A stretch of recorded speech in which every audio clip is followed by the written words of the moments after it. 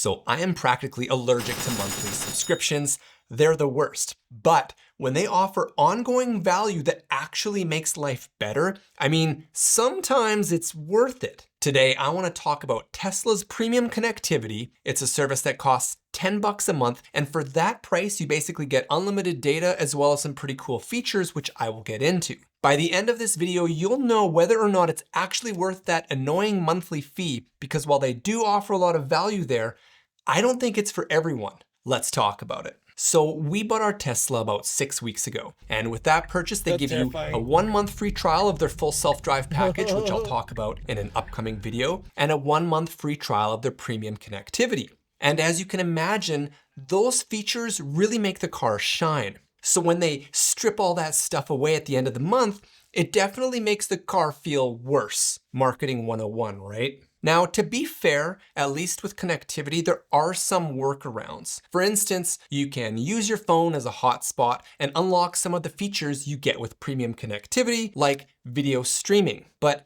to be honest with you, it's just not the same. I have 100 gigs on my cell phone plan, and geez, streaming Netflix or YouTube can really chew through that data fast. So here's a list of what is included with Tesla's premium connectivity. Let's blast through the list one by one, and I'll talk about which features are great and for who. Navigation is included without premium connectivity, and I love that. If you don't pay for the premium package, you still get traffic-based routing, the trip planner, and supercharger stall availability included. Basically, if you tell the car you want to drive somewhere far away, not only will it still avoid congestion, it will automatically plan your charging along the way.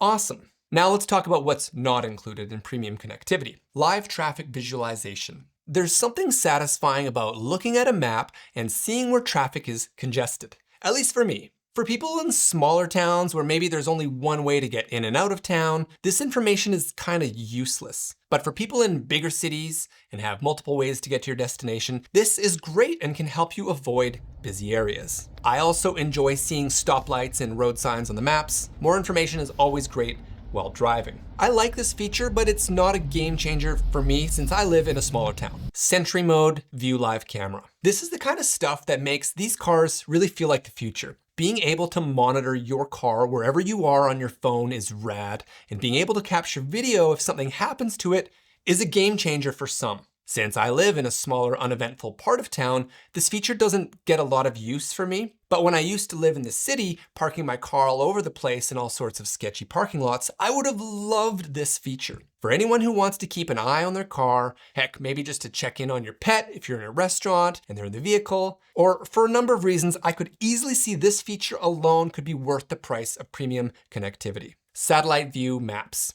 I'm a maps guy. I love cruising around with my map facing north up always, just seeing where I am and the roads around me. It's the best. And to be honest, I prefer driving with the default map as I think it looks slick. And as you can tell, I like the night mode on all the time. I find it less distracting. However, there's times when you go to a new place and having the ability to get the lay of the land before you get there is massive. For example, say you need to go to a hospital or a mall in a different town, seeing the parking situation before you get there can really help you avoid confusion and be prepared for a quick entrance or exit. You can do this on your phone with Google or Apple Maps, but doing it on the big screen while preparing for your journey in the car is just nice. I like this feature, though like most maps, some parts of town aren't always up to date. Video streaming. Now we're getting to the meat of this subscription. I understand not a lot of people will sit in their cars and watch YouTube or Netflix or Twitch, but I do.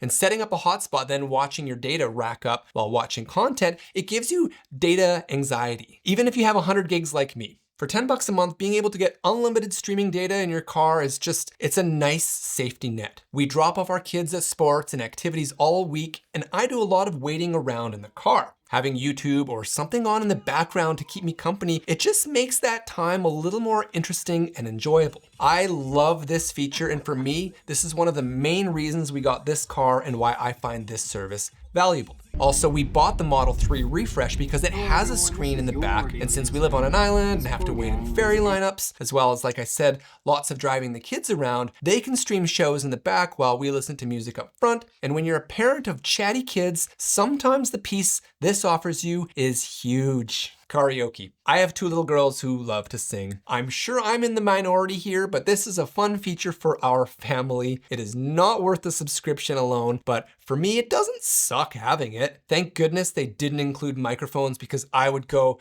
absolutely crazy then. I imagine most people will never use this feature. It's super gimmicky, but it comes in handy once in a while for us. Music streaming. I have music on all the time while I'm driving. Well, music or podcasts. And having a native app built into the car is very important to me. My YouTube account is linked to the music app, so all of my playlists, all of my liked music, all of my super mixes are in the car for me, ready, and it's great. This works natively for Apple Music, Spotify, Tidal, etc. And for me, the convenience of having it baked right into the car is another massive reason why I like the premium connectivity. I would rather have Android Auto, as there are a few chat features I like in that better, but being able to have my YouTube account logged into the car for music and videos makes Tesla's native apps good enough. The internet browser. While researching this video, I saw that a lot of people actually use this feature for using things like email, shopping, etc. I suppose it could be handy, though. To be honest, I'd rather just use my phone for internet browsing, so I personally don't use this. But again, you get unlimited data. So depending on how you use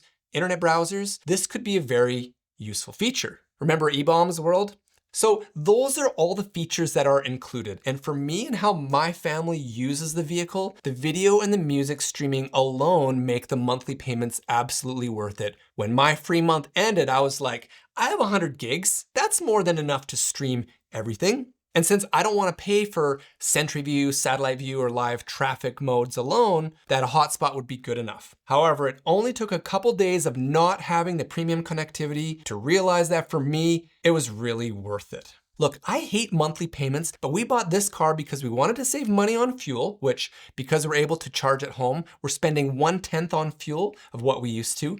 Amazing. And not only do we save a lot on fuel, which is what we wanted, this vehicle has bumped up the quality of life for us with all of these cool features. Driving now feels like something we get to do and not something that we have to do. Driving this thing is often the highlight of my day. If you're the kind of person who just listens to local radio, you live in a smaller town, and you know the roads like the back of your hand, you don't care about cameras or security with your car, and you don't mind just connecting to Bluetooth if and when you need to have a phone call or something, then no, I don't think you need Tesla premium connectivity. But if you spend a lot of time in your car, you live in an area where there's lots of ways to get to your destination, and you really want to maximize the experience of your amazing car, the premium connectivity is 100% worth it, at least in my opinion. Since I'm saving so much in fuel and spending a lot of time in the vehicle, I can justify the cost. Again, for me, I love it, but